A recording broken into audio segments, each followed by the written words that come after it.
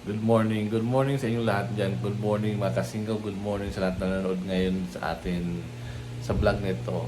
Alam mo mga kasinggaw, kagabi, mga siguro mga 9 o'clock na lang gabi, pinuntahan ako ng dalawang anak ni Chamami, si Misma at si Sophie, kumakatok, kala ko ano, yung pala may binigay po sa akin na pagkain. Ah, papakita ko sa inyo kung anong pagkain na binigay sa akin ng dalawang na misma. Ito yung luto ni Chamame. Yung kahapon na itong pagkain ito yung niluto ni Chamame kagabi. Ngayon ko lang kinain kasi kagabi busog na ako. Itong pagkain nyo yung pambota po. Papakita ko sa inyo guys at tara sabayan nyo ako kumain. So yan guys yung niluto ni Chamame. Yung saging na saba. Ayan. Mats po daw yan sa lutong pambota. Init ko kasi. Kaya medyo mainit. Medyo mainit. Siyempre mainit kasi mainit talaga. Titigman natin siya kung gaano siya kasarap.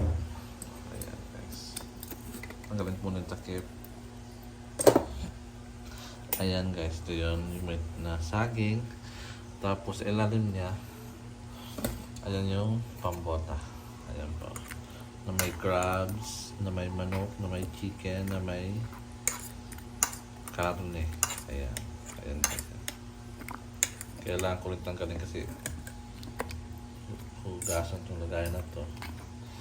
Ayan. Ayan. So, meron siya, itong laman niya guys.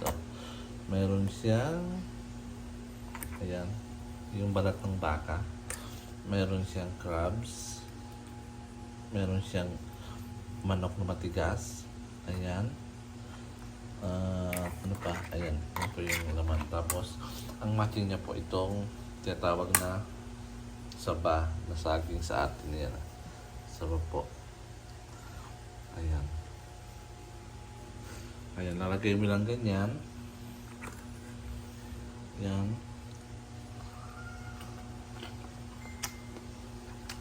Basta kainin. Ayan, ganyan kasarap guys yung saba na may pambota. Yun lang ang masasok ko ngayon guys. Kasama ko si kuya ko sila sa kabila ko din dito. Kasi mag-live kami ngayon. Ayan, at kasama yung kape.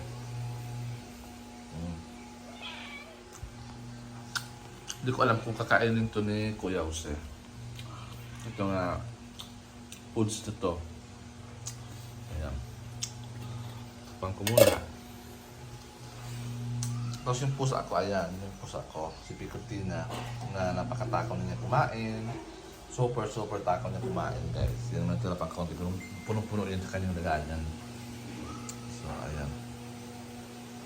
Ayan. So, sasamahan niya ako guys para kumain itong napakasarap na luto ni Chamame. So kain tayo guys, ito yung pagkain guys binibigyan ni Chamame. Itong sabaw with pambota. So kaya hindi ko alam kung nandiyan na yun. Tinawagan ko na, sabi ko magkape ka na kung na dito. Habang may pagkain pa. Yeah. So let's eat. So guys yung pagkain nila guys na pambota. Ito muna yung ating vlog for today kasi ito yung binigay ni Chamame kagabi. Ito muna ang ating i-vlog ko ngayon. At yan si Piossi. So magkape ka na. Ayan, so ayan, si Piossi, naglalaba daw siya.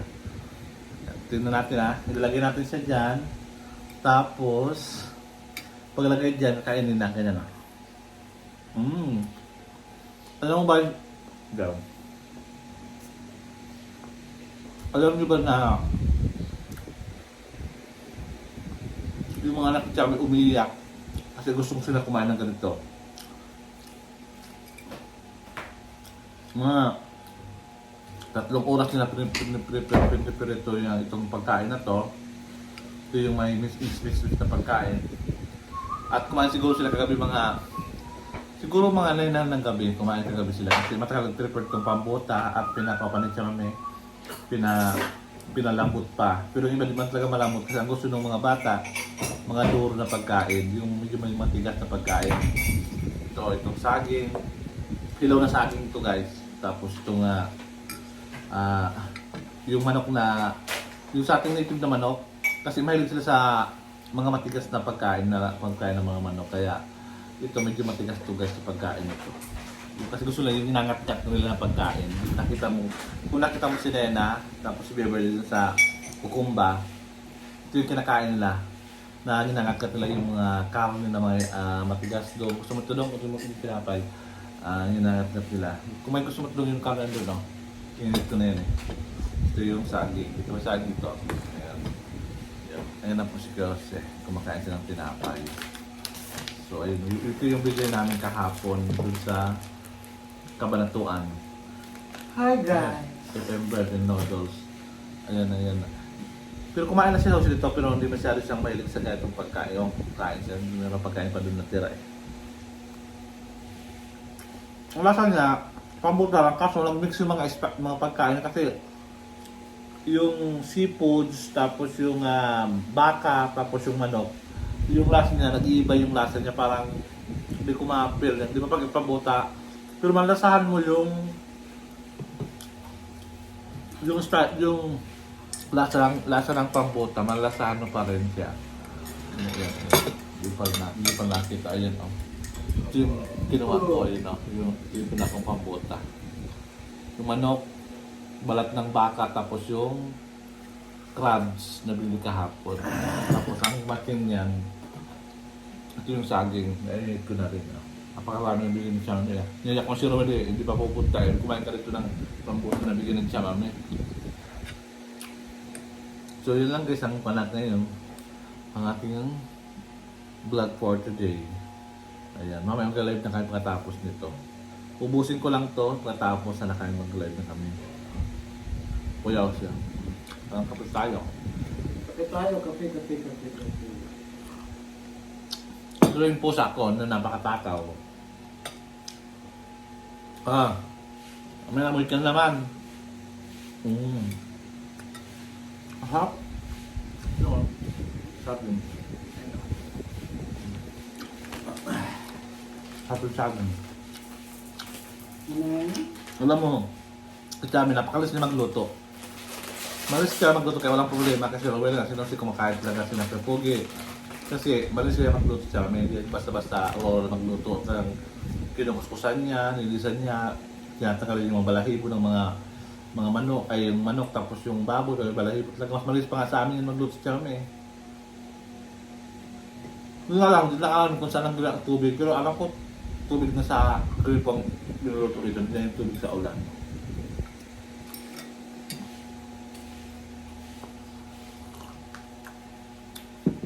Ang harap lang ng matching dala ito, kaysa sa kanin. So try nyo ito guys, kung kayo ng recipe kay Jamay kung paano paggawa nito ng mixed pambota with saba. So, yun lang guys, at yun lang ating vlog ngayon. Kasama si Klaus, sa nalit ngayon siya at kumakain siya ng tinapay, ubi, pandesal, ayun, gusto niya yun. Ayan. Oh. So maraming salamat at ito lang konting ko lang to eh. Para pakita ko lang sa iyo yung pinaghirapan at siya mami na lutuin na pambota. Okay, maraming salamat at adios. Adios ka na budong. Ayun.